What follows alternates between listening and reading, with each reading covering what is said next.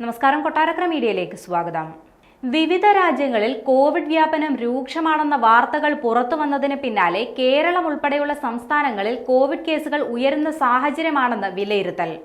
കേരളം, മഹാരാഷ്ട്ര, തമിഴ്നാട് തുടങ്ങിയ സംസ്ഥാനങ്ങളിലാണ് എല്ലാ ദിവസവും ഏറ്റവും ഉയർന്ന പ്രതിദിന കേസുകൾ രേഖപ്പെടുത്തുന്നത്.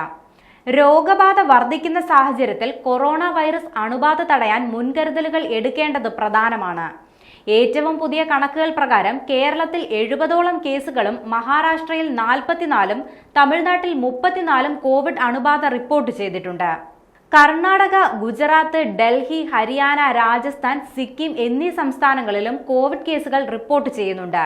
അതിനാൽ വൈറസുമായി സമ്പർക്കത്തിൽ വരികയും ചില നേരിയ ലക്ഷണങ്ങൾ ഉണ്ടാവുകയും ചെയ്താൽ സ്വയം ക്വാറന്റൈനിൽ പോവുകയും മാസ്ക് ധരിക്കുകയും ചെയ്യേണ്ടത് അത്യാവശ്യമാണ്.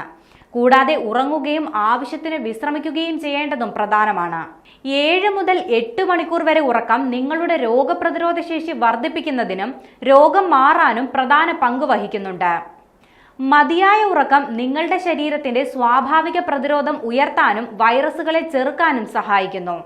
ഒപ്പം തന്നെ ധാരാളം വെള്ളം കുടിക്കുകയും ഭക്ഷണം യഥാസമയം കഴിക്കുകയും വേണം. രോഗബാധിതരുടെ എണ്ണത്തിൽ വർധന തുടരുന്ന സാഹചര്യത്തിൽ സ്വയം പ്രതിരോധിക്കേണ്ടത് അനിവാര്യമാണ്.